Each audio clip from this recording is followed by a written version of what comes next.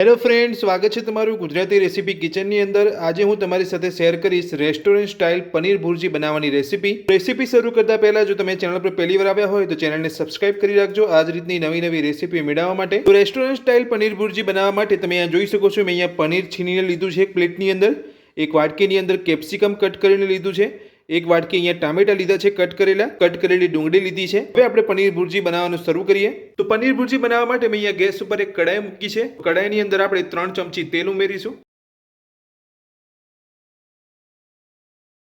તેલને આપણે ગરમ થવા દઈશું। તો રેસ્ટોરન્ટ સ્ટાઇલ પનીર ભુરજી બનાવવા માટે તમે જોઈ શકો છો, મેં આ રીતનું ઝીણું અહીંયા પનીરને છીનીને રાખ્યું છે। તો તમારે પણ જો તમે બહારથી પનીર લાવો છો કે ઘરે પનીર બનાવો છો તો આ રીતે ઝીણું તમારે પનીરને છીની લેવાનું છે। તો તેલ આપણું અહીંયા ગરમ થઈ ગયું છે। તો હવે તેની અંદર એક મોટી ચમચી જેટલું બટર ઉમેરીશું। તો બટરને આપણે અહીંયા તેલ સાથે બરાબર અહીંયા ઓગળી જવા દઈશું। તો તેલ સાથે આપણું બટર અહીંયા ઓગળી ગયું છે। તો હવે તેની અંદર એક નાની ચમચી જેટલું જીરું ઉમેરીશું। જીરુંને આપણે અહીંયા સાંતળી લઈશું। તો જીરું આપણું અહીંયા સરસ સતળાઈ ગયું છે। તો હવે આપણે તેની અંદર એક ચમચી આદુની પેસ્ટ, એક ચમચી લસણની પેસ્ટ અને ઝીણા સમારેલા લીલા મરચાં ઉમેરીશું।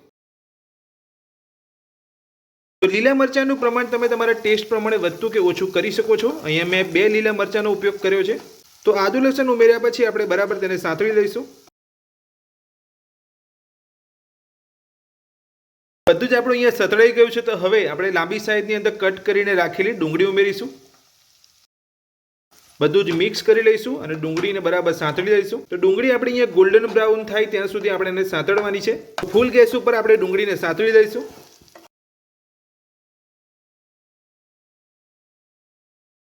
તો તમે જોઈ શકો છો ડુંગળી આપણી અહીંયા સરસ સતળાઈ ગઈ છે અને કલર પણ અહીંયા ચેન્જ થઈ ગયો છે। તો આ રીતનો ગોલ્ડન બ્રાઉન કલર આવે એટલે આપણી ડુંગળી અહીંયા સતળાઈ ગઈ છે। તો હવે આપણે તેની અંદર કટ કરેલા ટામેટા ઉમેરીશું। તો ટામેટા જલ્દી કૂક થઈ જાય એટલા માટે સ્વાદ પ્રમાણે મીઠું ઉમેરીશું। તો ટામેટા અને મીઠું ઉમેરી લીધા પછી બધું સરસ મિક્સ કરી લઈશું। ટામેટા આપણે અહીંયા સરસ સતળાઈ ગયા છે। તો હવે આપણે તેની અંદર કટ કરેલા કેપ્સિકમ ઉમેરી લઈશું। કેપ્સિકમ ઉમેરીને બધું સરસ મિક્સ કરી લઈશું। તો કેપ્સિકમ આપણે છેલ્લે એટલા માટે ઉમેરવાના છે કેમ કે કેપ્સિકમ આપણા જલ્દી કૂક થઈ જતા હોય છે, એટલે આપણે અહીંયા કેપ્સિકમ લાસ્ટમાં ઉમેરવાના છે। કેપ્સિકમ મરચાં ઉમેરી લીધા પછી બધું જ અહીંયા સરસ કૂક થઈ ગયું છે। તો હવે આપણે પનીર ભુરજી રેસ્ટોરન્ટ જેવી બનાવવા માટે 2 ચમચી બેસન ઉમેરીશું। બેસન ઉમેરી લીધા પછી બધું જ સરસ મિક્સ કરી લઈશું। તો આ રીતે તમારે અહીંયા બેસન ઉમેરવાનું છે। બેસનને તમારે અહીંયા અલગથી શેકવાની જરૂર નથી। તો આ રીતે તમારે અહીંયા બેસન ઉમેરી લીધા પછી 2 થી 3 મિનિટ જેટલું સાંતળી લેવાનું છે। તો તમારું અહીંયા બેસન જલ્દી કૂક થઈ જશે। 2 થી 3 મિનિટ જેટલો સમય થઈ ગયો છે અને આપણું બેસન અહીંયા સતળાઈ ગયું છે। તો હવે આપણે તેની અંદર મસાલા કરીશું। નાની અડધી ચમચી હળદર પાવડર ઉમેરીશું। નાની અડધી ચમચી ગરમ મસાલો ઉમેરીશું। સાથે જ 1 ચમચી ધાણા જીરું પાવડર ઉમેરીશું। 1 ચમચી કિચન કિંગ મસાલો ઉમેરીશું। મસાલા ઉમેરીને બધું સરસ મિક્સ કરી લઈશું। તો હવે આપણે તેની અંદર 1 ચમચી કાશ્મીરી લાલ મરચું ઉમેરીશું। બધું જ મિક્સ કરી લઈશું। તો આ રીતે તમે મસાલા કરીને પનીર ભુરજી બનાવશો તો એકદમ રેસ્ટોરન્ટ સ્ટાઇલ પનીર ભુરજી તમારી બનીને તૈયાર થશે। તો બધા જ આપણે અહીંયા મસાલા સતળાઈ ગયા છે। તો હવે આપણે તેની અંદર 1 વાટકી જેટલું પાણી ઉમેરીશું। બધું જ મિક્સ કરી લઈશું।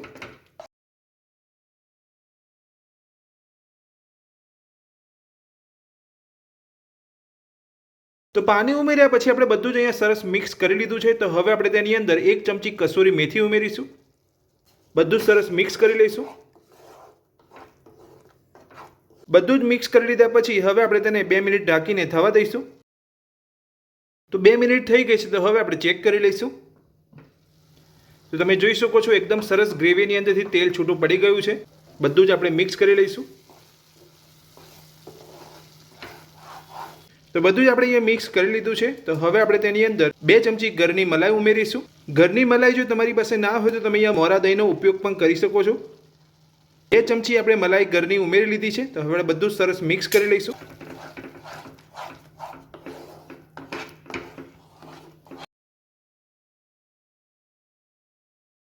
તો મલાઈ ઉમેરીને આપણે બધું સરસ અહીંયા મિક્સ કરી લીધું છે। તો હવે આપણે જે અહીંયા છીનીને જે પનીર રાખ્યું છે તે ઉમેરી લઈશું। છીનેલું પનીર ઉમેરીને બધું જ આપણે અહીંયા મિક્સ કરી લઈશું.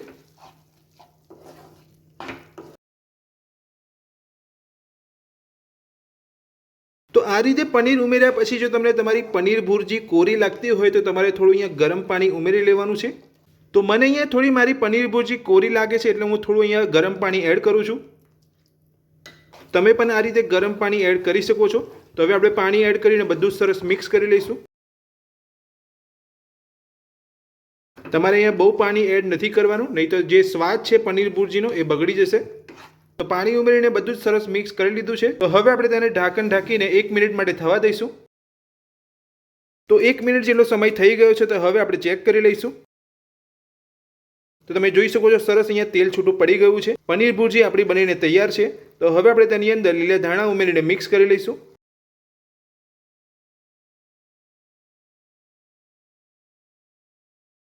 તો ધાણા ઉમેરીને આપણે બધું સરસ અહીંયા મિક્સ કરી લીધું છે. તો હવે આપણે ગરમા ગરમ પનીર ભુરજીને એક પ્લેટમાં સર્વ કરી લઈશું. તો રેસ્ટોરન્ટ સ્ટાઇલ પનીર ભુરજી બનીને આપણી તૈયાર છે અને આપણે અહીંયા એક પ્લેટમાં સર્વ પણ કરી લીધી છે. તો રેસ્ટોરન્ટ સ્ટાઇલ પનીર ભુરજી બનાવવાની રીત તમને મારી કેવી લાગી કોમેન્ટ બોક્સની અંદર કોમેન્ટ કરીને જરૂરથી જણાવજો. તો આજની રેસીપી પસંદ આવી હોય તો વિડીયોને લાઇક કરજો, ચેનલને સબસ્ક્રાઇબ કરી રાખજો. આ જ રીતની નવી રેસીપી મેળવવા માટે થેન્ક યુ.